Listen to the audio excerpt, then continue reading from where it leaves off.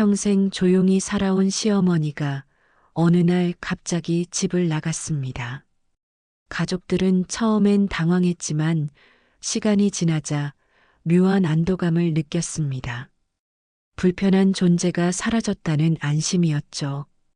하지만 그녀의 방에 남겨진 통장과 메모들은 이것이 단순한 가출이 아니라는 걸 암시하고 있었습니다. 며느리는 시어머니 명의 계좌에서 매달 빠져나가는 돈을 발견하고 수첩에 적힌 날짜와 숫자들이 모두 일치한다는 사실을 알게 됩니다. 이건 우연이 아니라 철저한 계획이었습니다. 가족들은 뒤늦게 깨닫기 시작합니다. 그녀는 도망친 것이 아니라 무언가를 준비하고 있었다는 것을, 그리고 그 계획 속에는 가족을 향한 조용하지만 냉정한 시험이 숨어 있었습니다. 자, 지금부터 무슨 특별한 사연이 있었는지 지금 바로 시작해 보겠습니다. 저는 결혼한 지 12년째 되는 며느리입니다. 시어머니와 함께 산 지도 벌써 10년이 넘었죠. 처음엔 괜찮았어요. 아니, 괜찮은 척 했다고 해야 맞겠네요. 시어머니 박순덕 씨는 말수가 적은 분이셨습니다. 아침에 일어나면 말없이 밥을 지으시고, 설거지를 하시고, 빨래를 개시고, 저한테 뭘 시키는 것도 아니었어요. 그냥 묵묵히 자기 일을 하시는 분이었죠. 근데 이상하게도 그게 더 불편했습니다. 말을 안 하시니까 뭘 생각하는지 모르겠더라고요. 가끔 제 눈치를 보시는 것 같기도 하고, 뭔가 불만이 있는 것 같기도 하고, 남편한테 말해봤지만 남편은 그냥 웃으면서 넘기더군요. 우리 엄마 원래 말이 없어. 신경 쓰지 마. 신경을 안 쓸 수가 있나요? 매일 같은 집에서 사는데, 아침마다 마주치는데, 밥을 같이 먹는데, 시어머니는 늘 우리가 먹고 난 다음에 드셨어요. 제가 먼저 먹으라고 해도 손사래를 치시면서 사양하셨죠. 처음엔 미안했습니다. 그런데 그게 매일 반복되니까 익숙해지더라고요. 어느새 저는 시어머니가 나중에 드시는 게 당연하다고 생각하게 됐어요. 시어머니 방은 집에서 가장 작은 방이었습니다. 원래 창고로 쓰던 곳이었는데 시어머니가 들어오시면서 방으로 바뀌었죠. 남편은 그때 이렇게 말했어요. 엄마는 좁은 데가 편하대. 걱정하지 마. 저도 그러려니 했습니다. 사실 안방은 저희 부부가 써야 했고, 큰 방은 아이 방으로 써야 했으니까요. 시어머니한테 미안하다는 생각은 들었지만, 그렇다고 방을 바꿔드릴 생각까지는 안 했어요. 그렇게 10년이 흘렀습니다. 시어머니는 여전히 말이 없으셨고, 저는 여전히 불편했고, 남편은 여전히 무관심했어요. 아이는 할머니를 별로 안 따랐습니다. 할머니가 말을 안 하시니까 재미가 없다고 했죠. 저는 그 말을 듣고도 시어머니한테 아무 말도 안 했어요. 그러던 어느 날 아침이었습니다. 평소처럼 일어났는데 시어머니가 안 보이시더라고요. 부엌에도 없고 화장실에도 없고 방문을 열어봤더니 방은 텅 비어 있었어요. 이불은 깔끔하게 개져 있었고 옷장문은 살짝 열려 있었습니다. 처음엔 산책 나가신 줄 알았어요. 시어머니가 가끔 새벽에 나가서 동네를 걸으시거든요. 그래서 저는 평소처럼 아침 준비를 했습니다. 밥을 하고 국을 끓이고 반찬을 꺼내놓고, 그런데 시간이 지나도 안 들어오시는 거예요. 아침을 먹을 시간이 됐는데도, 남편이 출근할 시간이 됐는데도 안 오시더라고요. 여보, 어머니 어디 가신 것 같아? 남편은 대수롭지 않게 말했습니다. 어디 좀 멀리 나가셨나 보지. 조금 있으면 오시겠지. 저도 그렇게 생각했어요. 그날 저녁까지는요. 저녁이 되어도 시어머니는 안 들어오셨습니다. 전화를 해봤지만 받지 않으셨어요. 남편이 그제야 걱정하기 시작했죠. 이상한데, 엄마가 이렇게 연락 안 되는 적은 처음인데, 우리는 동네를 돌아다니며 찾아봤습니다. 경로당, 공원, 시장, 시어머니가 자주 가시던 곳은 다 가봤어요. 하지만 아무도 오늘 시어머니를 본 사람이 없었습니다. 밤이 되자 남편이 경찰에 신고를 했어요. 경찰은 실종 신고를 접수하면서 이렇게 물었습니다. 최근에 우울해 하신다거나 힘들어 하신다거나 그런 모습 보이셨나요? 남편은 고개를 저었어요. 아니요. 평소랑 똑같으셨어요. 경찰은 고개를 끄덕이며 기록을 했습니다. 일단 신고 접수는 해드릴게요. 그런데 노인분들이 집 나가시는 경우가 많아서요. 대부분 며칠 있으면 돌아오십니다. 그 말을 듣고 우리는 집으로 돌아왔어요. 남편은 걱정스러운 표정이었지만 저는 솔직히 복잡한 심정이었습니다. 걱정도 됐지만 한편으로는 이상한 안도감 같은 게 느껴졌거든요. 그날 밤 저는 시어머니 방을 정리하려고 들어갔습니다. 혹시 어디 가신다는 메모라도 남기셨을까 싶어서요. 하지만 메모는 없었어요. 대신 서랍 속에서 오래된 통장 몇 개를 발견했습니다. 통장을 펼쳐봤는데 잔액이 꽤 많이 남아있더라고요. 수천만 원은 되는 것 같았어요. 그리고 매달 같은 날짜에 같은 금액이 빠져나간 기록이 있었습니다. 10만 원씩 매달 5일에. 이게 뭐지? 저는 다른 통장들도 확인해 봤어요. 모든 통장에서 비슷한 패턴이 보였습니다. 정기적으로 돈이 빠져나가고 있었고 수취인은 제가 전혀 모르는 이름이었어요. 그때 서랍 맨 아래에서 낡은 수첩을 발견했습니다. 표지가 낡아서 언제 산 건지도 모를 정도였어요. 수첩을 펼쳐보니 날짜와 숫자들이 빼곡하게 적혀 있었습니다. 2019년 3월 5일 10만 원. 2019년 4월 5일 10만 원. 2019년 5월 5일 10만 원. 계속 이런 식이었어요.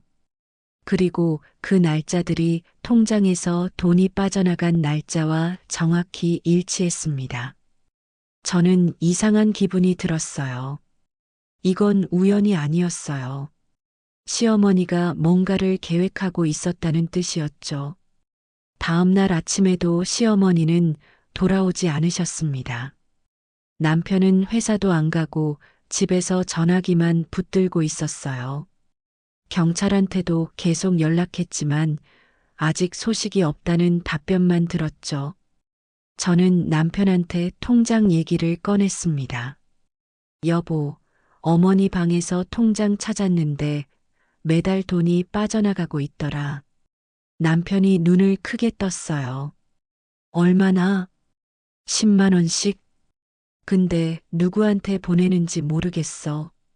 이름도 처음 보는 사람이고. 남편은 통장을 빼앗듯이 가져가서 확인했습니다. 그리고 한참을 들여다보더니 한숨을 쉬었어요.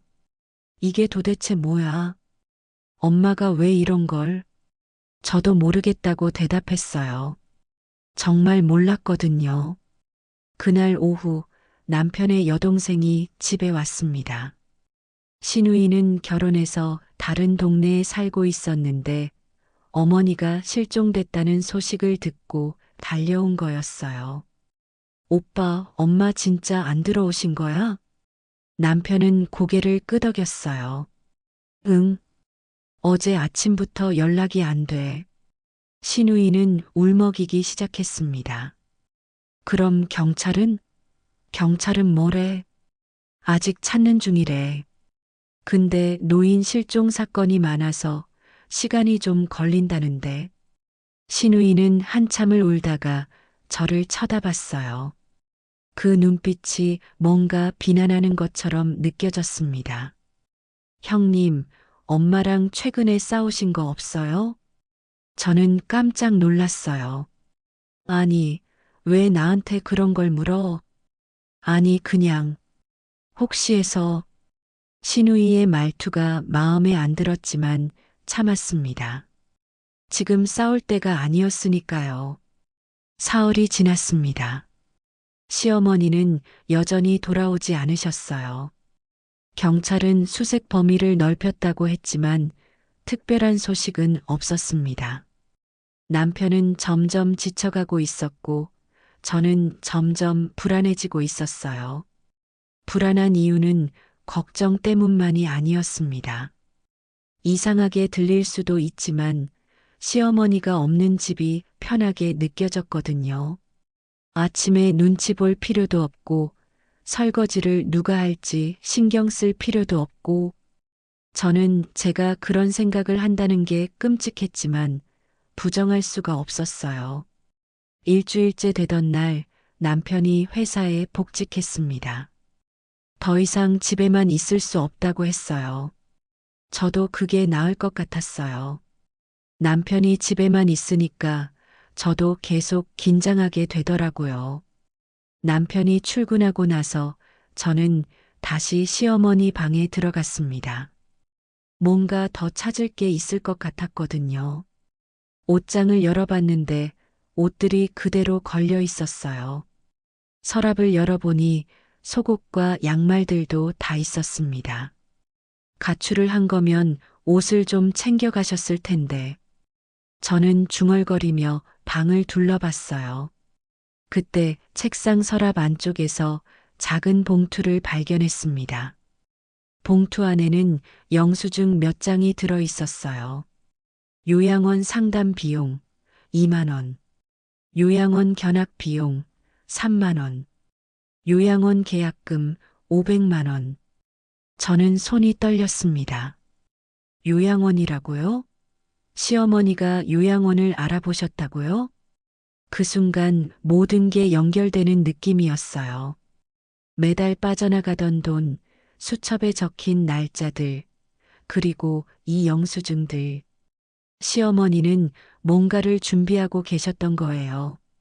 그것도 아주 오래전부터요. 저는 영수증을 들고 거실로 나왔습니다. 남편한테 전화를 걸어야 할 것 같았어요.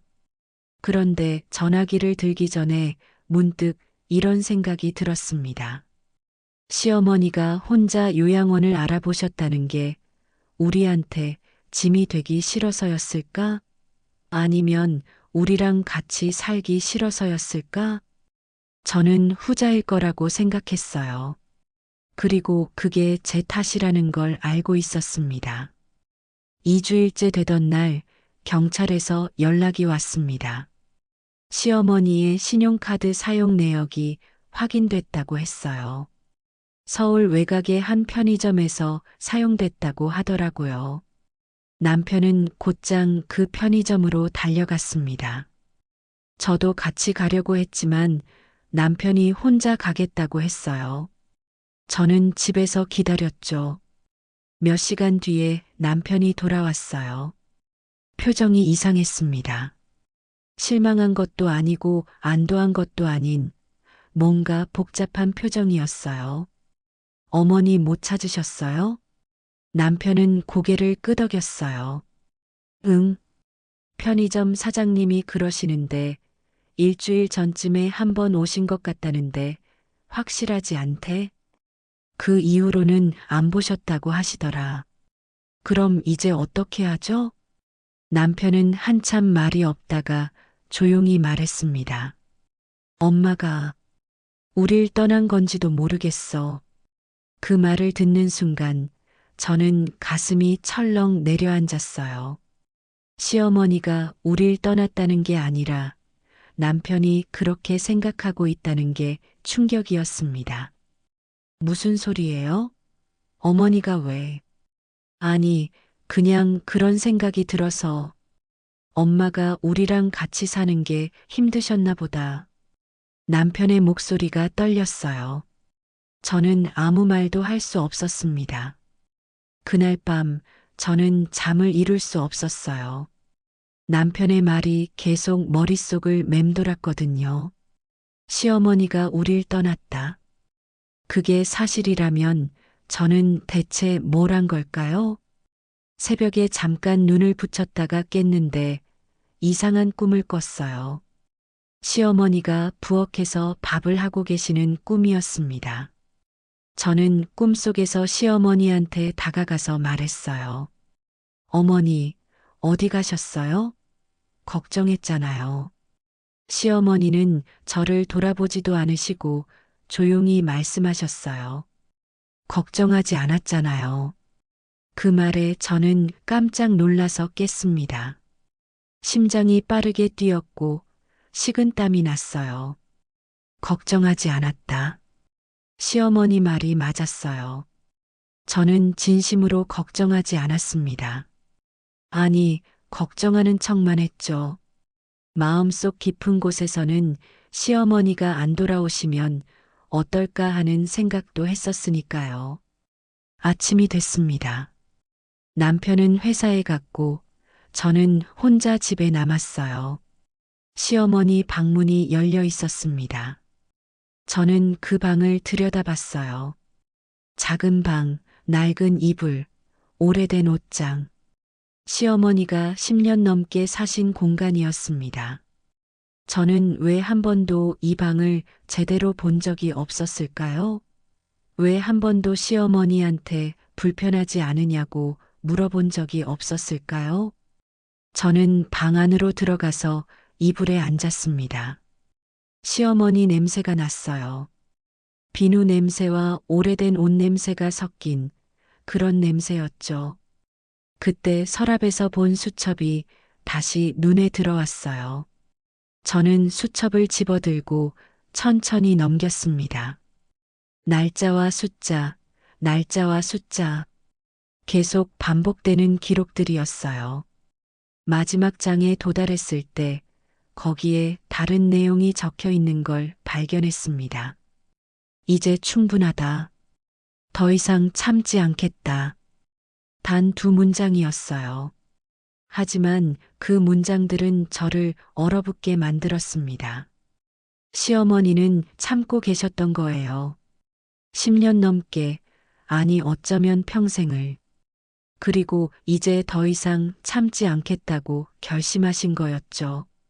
저는 수첩을 가슴에 꼭 안았습니다. 눈물이 났어요. 슬퍼서가 아니라 부끄러워서였습니다. 3주째 되던 날 집 앞에 택배가 하나 왔습니다. 보내는 사람 이름은 없었고 받는 사람은 남편 이름으로 되어 있었어요. 저는 택배를 받아서 거실에 놓아뒀습니다. 남편이 퇴근해서 택배를 열어봤어요. 안에는 시어머니 물건들이 들어 있었습니다. 옷 몇 벌, 화장품, 그리고 작은 편지 한 통이었어요. 남편은 떨리는 손으로 편지를 펼쳤습니다. 저도 옆에서 같이 봤어요. 편지에는 이렇게 적혀 있었습니다. 걱정하지 마라. 나는 괜찮다. 다만 이제는 내 삶을 살고 싶다. 미안하다. 그게 전부였어요. 시어머니의 글씨체로 쓰인 짧은 편지였습니다. 남편은 편지를 읽고 나서 한참을 말이 없었어요. 저도 아무 말을 할 수 없었죠. 시어머니는 살아계셨습니다. 그리고 돌아올 생각이 없으셨어요. 그날 밤 우리 부부는 처음으로 제대로 된 대화를 나눴습니다. 내가 엄마한테 잘못한 게 많았나 봐. 남편이 먼저 말을 꺼냈어요. 저도요. 저도 시어머니한테 잘해드린 적이 없었어요. 엄마는 항상 조용하셨잖아. 그래서 나도 별 문제 없는 줄 알았어. 근데 생각해보니까 엄마가 원해서 조용하셨던 게 아니라 말을 못 하셨던 것 같아. 남편의 말이 맞았어요. 시어머니는 말을 안 하신 게 아니라 할 수 없으셨던 거였죠. 우리가 들으려고 하지 않았으니까요. 우리가 엄마를 찾아야 할까? 남편이 물었어요. 저는 고개를 저었습니다. 아니요. 어머니가 원하지 않으시는 것 같아요. 그럼 우린 그냥 이대로 있어야 하는 거야? 모르겠어요. 근데 어머니가 편지를 보낸 건 우리한테 뭔가 말하고 싶으신 거 아닐까요? 남편은 고개를 끄덕였어요. 그럴 수도 있겠네. 우리는 그날 밤 오랫동안 이야기를 나눴습니다. 시어머니에 대해서, 우리 가족에 대해서, 그리고 앞으로에 대해서요. 한 달이 지났습니다. 시어머니는 여전히 돌아오지 않으셨어요. 경찰 수사도 중단됐습니다. 편지를 받았으니 본인 의사로 집을 나간 거라고 판단됐거든요. 저는 매일 시어머니 방을 청소했어요. 언젠가 돌아오실 수도 있다는 생각에서였죠. 아니면 그냥 제 죄책감을 덜기 위해서였는지도 모르겠어요.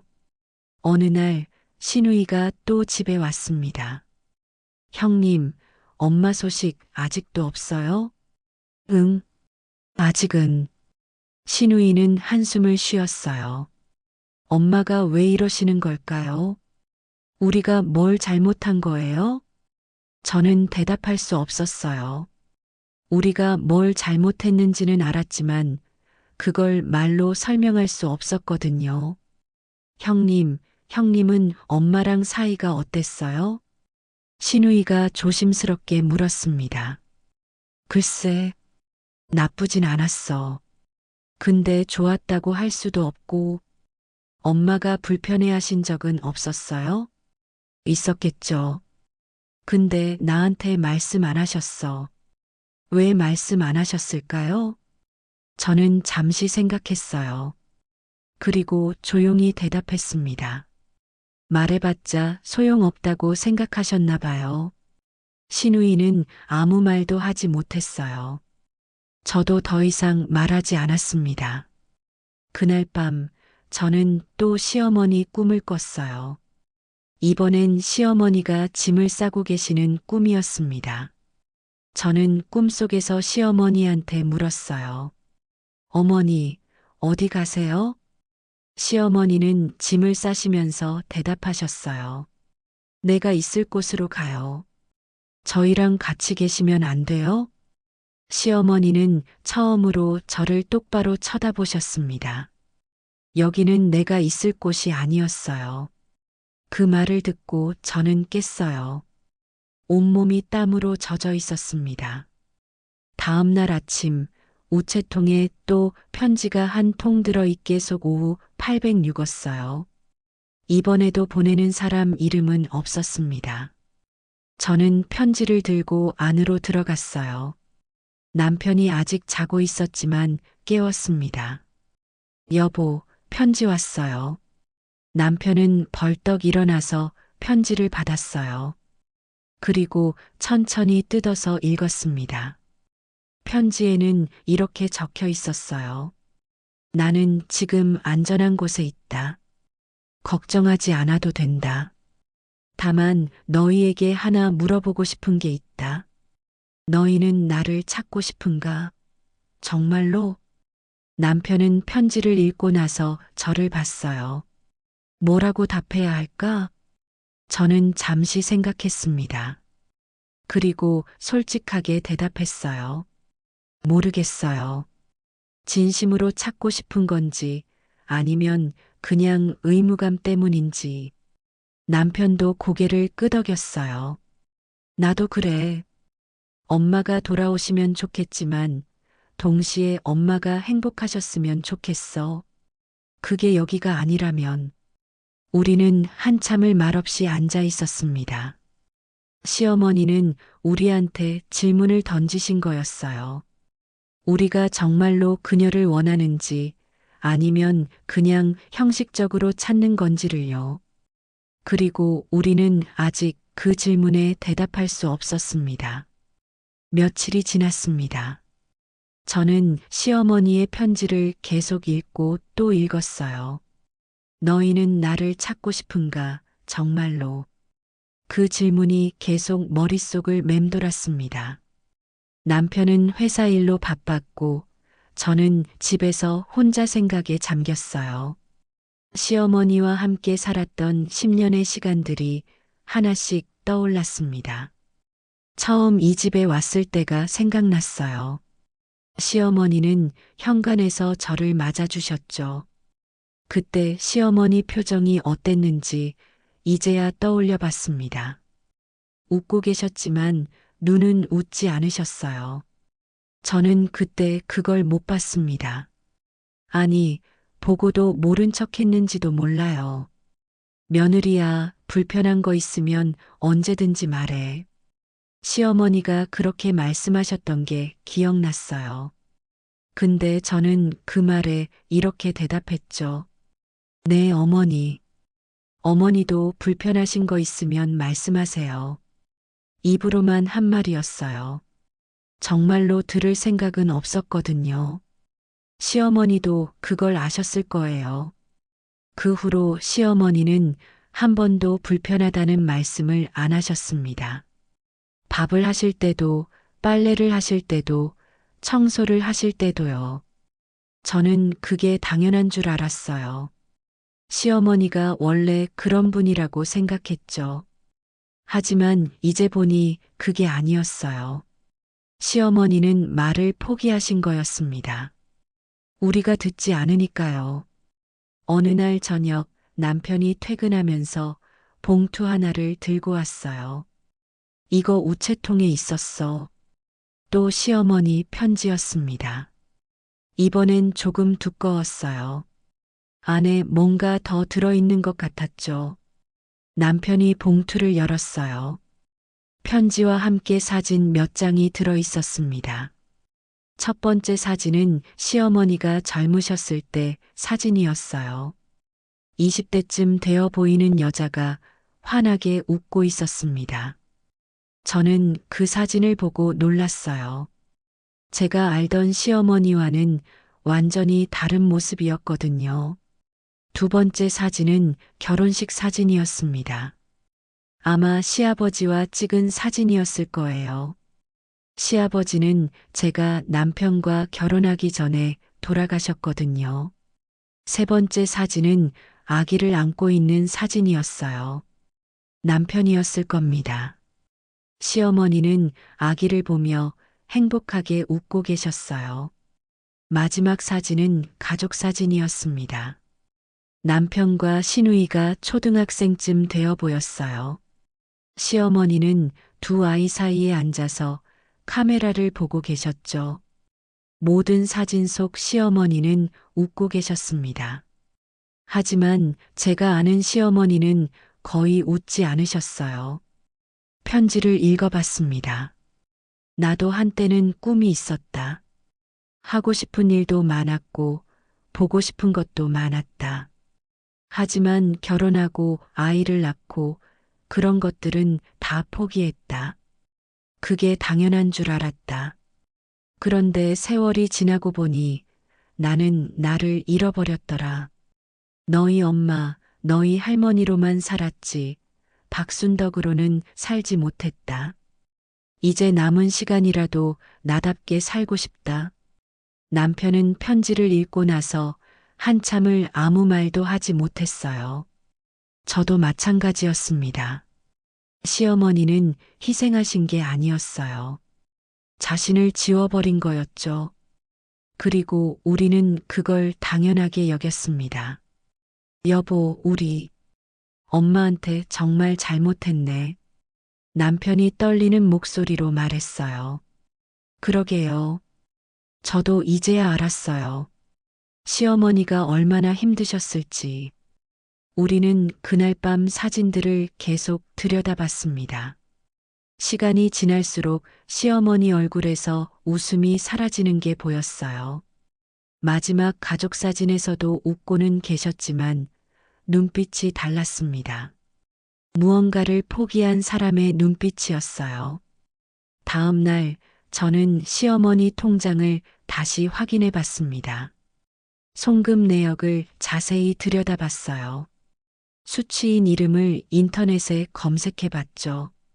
그리고 한 요양원 홈페이지를 찾았습니다. 수취인은 요양원 이름이었어요. 시어머니가 매달 10만 원씩 보내시던 곳이었습니다. 저는 요양원 전화번호를 적어뒀어요. 남편한테 말해야 할지 고민했지만 일단 혼자 알아보기로 했습니다. 점심때쯤 요양원에 전화를 걸었어요. 여보세요. 거기 한빛요양원 맞나요? 네, 맞습니다. 무슨 일로 전화하셨어요? 제가 박순덕이라는 분에 대해서 여쭤보려고요. 전화 너머로 잠시 침묵이 흘렀습니다. 박순덕 님이요? 어떤 관계시죠? 며느리인데요. 혹시 저희 시어머니가 거기에... 아, 네. 잠시만 기다려 주세요.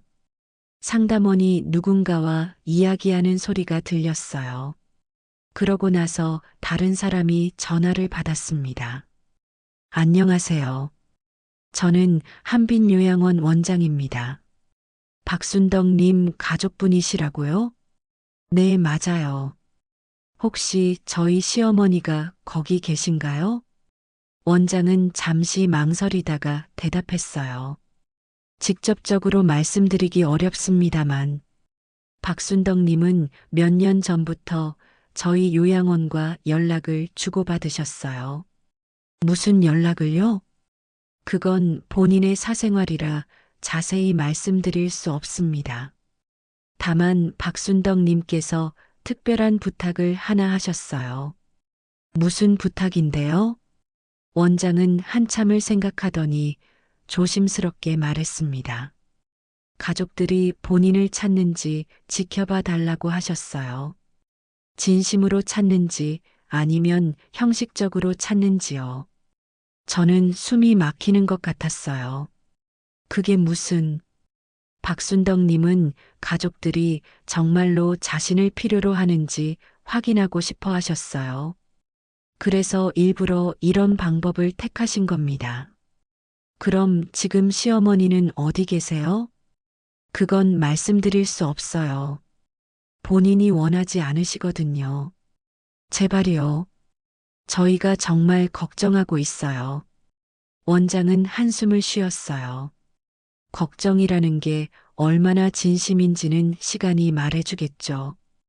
박순덕님은 그걸 기다리고 계세요. 전화가 끊겼습니다. 저는 멍하니 앉아 있었어요. 시어머니는 우릴 시험하고 계셨습니다.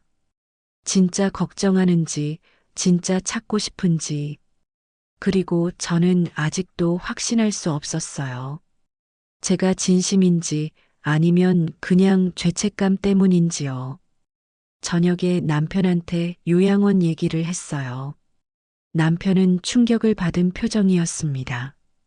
엄마가 우릴 시험하고 계시다고? 그런 것 같아요. 그럼 우린 뭘 해야 돼? 어떻게 해야 진심을 보여줄 수 있는 거야? 저는 대답할 수 없었어요. 저도 몰랐거든요.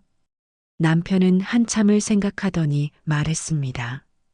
엄마한테 편지를 써야겠어. 우리 마음을 전해야지. 어디로 보내는데요? 주소도 모르는데. 요양원으로 보내면 되잖아. 그쪽에서 전해주겠지. 남편 말이 맞았어요. 우리는 그날 밤 편지를 쓰기 시작했습니다. 남편은 책상 앞에 앉아서 한참을 펜만 들고 있었어요. 뭐라고 써야 할지 모르겠다는 표정이었죠. 엄마라고 시작하면 되나? 아니면 어머니? 저는 어깨를 으쓱했어요. 편하신 대로 쓰세요. 남편은 결국 이렇게 쓰기 시작했습니다. 엄마, 미안해요. 그동안 엄마 마음을 몰랐어요. 아니, 알려고 하지 않았어요. 엄마가 당연히 우리 곁에 계실 거라고 생각했어요. 엄마도 우리와 함께 있는 게 행복하실 거라고 착각했죠. 하지만 이제 알았어요. 엄마가 얼마나 힘드셨는지, 얼마나 외로우셨는지. 엄마를 찾고 싶어요. 진심으로요. 돌아와 주세요.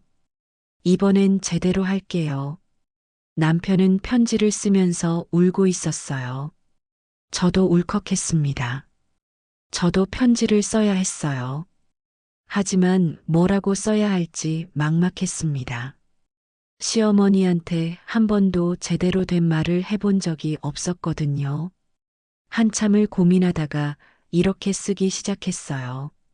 어머니, 저예요. 며느리. 이렇게 편지를 쓰는 게 처음이네요. 어머니와 산지 10년이 넘었는데 편지는 처음이에요. 그게 부끄럽습니다. 어머니한테 할 말이 많았을 텐데 한 번도 제대로 하지 못했어요. 저는 어머니가 불편했어요. 솔직히 말하면요. 근데 이제 보니까 불편했던 건 제가 어머니를 이해하려고 하지 않았기 때문인 것 같아요. 어머니 입장에서 생각해 본 적이 없었어요. 늘 제 입장에서만 봤죠. 죄송합니다. 진심으로요. 편지를 쓰면서 눈물이 났어요. 그동안 제가 얼마나 이기적이었는지 깨달았거든요. 다음 날 우리는 편지를 요양원으로 보냈습니다. 원장한테 부탁의 말도 덧붙였어요. 꼭 시어머니한테 전해달라고요. 그리고 기다렸습니다. 일주일이 지나도 답장이 없었어요. 2주일이 지나도 마찬가지였습니다. 남편은 점점 초조해졌고 저도 불안했어요. 답장이 없는 건 엄마가 우리 편지를 안 받은 걸까? 아니면 받고도 답을 안 하시는 걸까? 남편이 물었어요. 저는 모르겠다고 했습니다. 한 달쯤 지났을 때 집 앞에 작은 소포가 하나 배달됐어요. 보내는 사람은 역시 없었습니다. 소포를 열어보니 시어머니가 평소에 쓰시던 물건들이 들어 있었어요. 안경, 손수건, 작은 수첩, 그리고 짧은 메모 한 장이 있었습니다. 편지 잘 받았다. 마음은 고맙다. 하지만 말만으로는 부족하다. 진심은 행동으로 보여지는 것이다. 그게 전부였어요. 남편은 메모를 읽고 주저앉았습니다. 행동으로 보여주라고. 그게 뭘 의미하는 거야? 저도 몰랐어요. 하지만 한 가지는 확실했습니다. 시어머니는 우리의 변화를 원하고 계셨어요. 진짜 변화를요. 그날 밤 저는 시어머니 방을 다시 정리했습니다. 이번엔 제대로요. 먼지를 닦고 이불을 새로 빨고 커튼도 새 걸로 바꿨어요. 작은 화분도 하나 갖다 놨습니다. 남편은 제 옆에서 같이 청소를 도왔어요.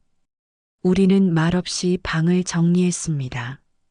이 방 정말 좁네. 남편이 중얼거렸어요. 그러게요. 시어머니가 여기서 10년을 사셨다는 게 믿기지 않아요. 우리가 정말 못됐다. 남편 말이 맞았어요. 우리는 정말 못됐습니다. 방 정리를 끝내고 나니 밤이 깊었어요. 우리는 깨끗해진 방을 보며 뿌듯함을 느꼈습니다. 하지만 동시에 공허함도 느꼈어요. 이게 과연 시어머니가 원하시는 변화일까요? 다음 날부터 저는 달라지려고 노력했어요. 시어머니가 하시던 일들을 다시 생각해 봤습니다. 아침 일찍 일어나서 밥을 하는 것, 설거지를 하는 것, 빨래를 개는 것, 그 모든 게 당연한 게 아니었어요. 저는 매일 아침 일찍 일어나기 시작했습니다. 밥을 짓고 국을 끓이고 반찬을 준비했어요. 처음엔 힘들었지만 점점 익숙해졌습니다. 남편도 달라졌어요. 퇴근하고 오면 설거지를 도와주고 주말에는 청소를 같이 했습니다. 예전에는 한 번도 안 하던 일이었죠. 엄마가 돌아오시면 이런 모습을 보여드려야 해. 남편이 말했어요. 저도 고개를 끄덕였습니다. 2달째 되던 날 또 편지가 왔어요. 이번엔 조금 두툼했습니다. 편지를 열어보니 여러 장의 종이가 들어 있었어요. 첫 번째 종이에는 이렇게 적혀 있었습니다. 너희가 변하고 있다는 걸 안다. 그게 진심인지 아직은 모르겠지만 노력하는 건 보인다. 하지만 이제 너희에게 진짜 질문을 하겠다. 너희는 왜 나를 찾고 싶은가? 의무감 때문인가 아니면 정말로 나를 필요로 하기 때문인가? 두 번째 종이에는 선택지가 적혀 있었어요. 첫 번째, 나는 돌아가지 않겠다. 너희는 그걸 받아들이고 너희 삶을 살아라. 두 번째, 나를 찾아라. 하지만 찾는다면 진심으로 함께 살 준비가 되어 있어야 한다. 세 번째, 시간을 더 달라. 서로 생각할 시간이 필요하다. 마지막 종이에는 이렇게 적혀 있었습니다. 답을 보내라. 정직하게. 남편과 저는 편지를 읽고 한참을 말이 없었어요. 시어머니는 우리한테 선택을 강요하고 있었습니다. 진짜 마음을 드러내라고요. 우리 어떻게 해야 해? 남편이 물었어요. 모르겠어요. 솔직히 저도 아직 확신이 없어요. 시어머니를 정말로 원하는 건지 아니면 그냥 죄책감 때문인지. 나도 그래. 엄마를 찾고 싶긴 한데 그게 진심인지 자신이 없어. 우리는 며칠 동안 고민했습니다. 밤마다 이야기를 나눴어요. 시어머니에 대해서, 우리 가족에 대해서, 그리고 앞으로에 대해서요. 어느 날 밤 남편이 조용히 말했습니다. 나 엄마가 보고 싶어. 진짜로.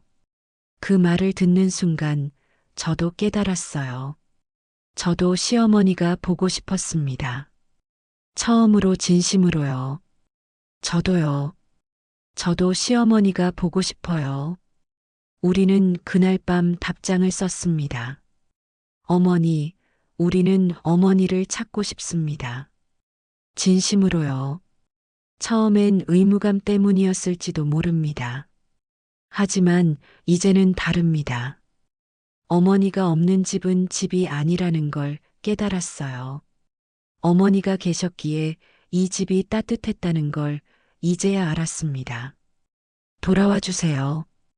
우리가 달라진 모습을 보여드릴게요. 약속합니다. 편지를 보내고 나서 우리는 또 기다렸어요. 이번에는 간절한 마음으로요. 일주일이 지났습니다. 2주일이 지났습니다. 한 달이 지났어요. 답장은 없었습니다. 우리는 점점 불안해졌어요. 혹시 시어머니가 우리 답장을 거부하신 건 아닐까요? 혹시 우리를 용서하지 않으신 건 아닐까요? 석 달째 되던 날 집 앞에 누군가 서 있었습니다. 저는 그날 아침 일찍 일어나서 창문을 열었어요. 그리고 집 앞을 보다가 깜짝 놀랐습니다. 시어머니가 거기 서 계셨어요. 가방을 들고 조용히 우리 집을 보고 계셨습니다. 저는 얼른 남편을 깨웠어요. 여보, 어머니가 오셨어요. 남편이 벌떡 일어나서 창문으로 달려왔습니다. 정말이네. 우리는 급히 옷을 입고 밖으로 나갔어요. 시어머니는 여전히 거기 서 계셨습니다. 우리를 보시더니 작게 웃으셨어요. 들어가도 되겠니? 남편이 눈물을 흘리며 대답했습니다. 당연하죠, 엄마. 여기 엄마 집이잖아요. 시어머니는 천천히 걸어서 현관으로 들어오셨어요. 우리는 그 뒤를 따랐습니다. 집 안으로 들어온 시어머니는 주위를 둘러보셨어요. 깨끗하게 정리된 거실, 정돈된 부엌, 그리고 환하게 빛나는 창문들을요. 많이 달라졌네. 시어머니가 중얼거리셨습니다. 네, 어머니. 저희가 바꿨어요. 시어머니는 자신의 방으로 가셨어요. 문을 열고 들어가시더니 한참을 서 계셨습니다. 이 방도 많이 달라졌구나. 어머니, 앉으세요. 제가 차 끓여 드릴게요. 저는 부엌으로 가서 차를 끓였어요. 손이 떨렸지만 최대한 정성스럽게 준비했습니다. 차를 내오니 시어머니와 남편이 조용히 이야기를 나누고 계셨어요. 엄마, 그동안 어디 계셨어요? 여기저기. 혼자 생각할 시간이 필요했어. 엄마가 보내신 편지들 다 읽었어요. 알아. 너희 답장도 받았고.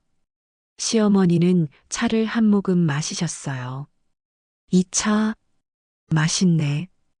그 말에 저는 울컥했습니다. 시어머니한테 칭찬을 들은 게 처음이었거든요. 어머니, 정말 죄송해요. 그동안 어머니한테 너무 못했어요. 시어머니는 고개를 저으셨어요. 이제 됐어. 과거는 과거야. 하지만 중요한 건 앞으로야. 너희가 진짜 달라질 수 있는지 그게 중요하지. 남편이 고개를 끄덕였어요. 네, 엄마. 저희 달라질게요. 약속드려요. 시어머니는 우리를 번갈아 보시더니 작게 미소 지으셨습니다. 그래, 믿어볼게. 그날 저녁 우리는 오랜만에 가족이 다 같이 식사를 했어요. 시어머니는 예전처럼 제일 나중에 드시지 않으셨습니다. 우리와 함께 식탁에 앉으셨죠. 어머니, 반찬 더 드세요. 제가 말했어요. 시어머니는 고개를 끄덕이시며 반찬을 더 집으셨습니다. 식사를 하면서 우리는 자연스럽게 이야기를 나눴어요. 예전에는 한 번도 없던 일이었죠. 엄마, 그동안 뭐 하셨어요? 별거 없어. 그냥 쉬었지. 오래 못 쉬어봤거든. 힘드셨죠?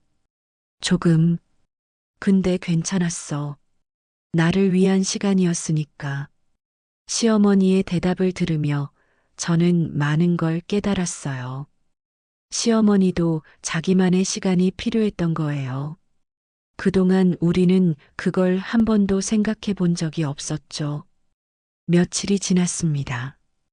시어머니는 다시 일상으로 돌아오셨지만 예전과는 달랐어요. 이제는 당신이 하고 싶을 때만 집안일을 하셨습니다. 우리도 달라졌고요. 저는 매일 아침 밥을 지었고 남편은 설거지를 도왔어요. 청소는 주말에 다 같이 했습니다. 어머니, 오늘 날씨 좋은데 산책 가실래요? 제가 물으면 시어머니는 웃으시며 대답하셨어요. 그래, 좋지. 우리는 같이 공원을 걸으며 이야기를 나눴습니다. 예전에는 상상도 못할 일이었죠. 며느리야, 고마워. 시어머니가 갑자기 말씀하셨어요. 뭐가요? 달라지려고 노력해줘서 쉽지 않았을 텐데. 저는 고개를 저었어요. 아니에요. 제가 늦게라도 깨달아서 다행이에요. 시어머니는 제 손을 잡으셨습니다. 따뜻했어요. 우리 이제 잘 지내보자. 네, 어머니. 그날 밤 저는 일기를 썼어요. 오랜만에 쓰는 일기였습니다. 오늘 시어머니와 산책을 했다. 그동안 왜 이런 시간을 갖지 못했을까? 시어머니는 생각보다 재미있는 분이시다. 이야기도 많으시고 웃음도 많으시다. 나는 그걸 몰랐다. 아니, 알려고 하지 않았다. 이제라도 알게 되어 다행이다. 한 달쯤 지났을 때 신우이가 집에 왔어요. 엄마, 신우이는 시어머니를 보자마자 울음을 터뜨렸습니다. 그래, 그래. 이제 됐어. 시어머니는 딸을 안아주셨어요. 엄마, 정말 걱정했어요. 어디 가신 줄 알고. 미안하다. 엄마가 생각이 짧았어. 신우이는 한참을 울다가 진정했어요. 그리고 우리를 보며 물었습니다. 오빠, 형님, 그동안 무슨 일 있었어요? 남편이 대답했어요. 우리가 많이 반성했어. 엄마한테 못되게 굴었던 거. 신우이는 고개를 끄덕였습니다. 저도요. 저도 엄마한테 잘해드린 적이 없어요.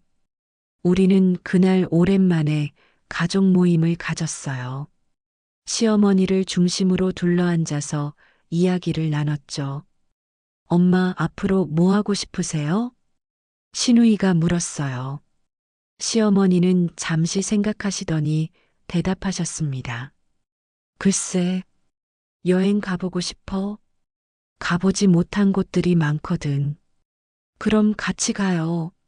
우리 가족 여행 가요. 신우이가 신나서 말했어요. 그래, 좋지. 오랜만에 가족 여행이네. 우리는 그날 여행 계획을 세웠습니다. 다 같이 머리를 맞대고 어디로 갈지, 뭘 할지 의논했어요. 예전에는 한 번도 없던 일이었습니다. 시어머니 의견을 묻는 것도, 같이 여행 계획을 세우는 것도요. 2달쯤 지나서 우리는 정말로 여행을 갔어요. 제주도로 갔습니다. 시어머니는 바다를 보며 환하게 웃으셨어요. 오랜만에 보는 바다네. 어머니, 언제 오셨었어요? 30년 전 너희 아빠랑 신혼여행 왔었지. 그럼 진짜 오랜만이시네요. 그러게. 세월 참 빠르다. 우리는 해변을 걸으며 이야기를 나눴어요. 파도 소리를 들으며 바람을 맞으며. 행복해요, 엄마. 남편이 물었어요. 시어머니는 고개를 끄덕이셨습니다. 응, 지금 이 순간은 행복해. 그 말을 듣고 저는 울컥했어요. 시어머니가 행복하다고 말씀하시는 걸 처음 들었거든요.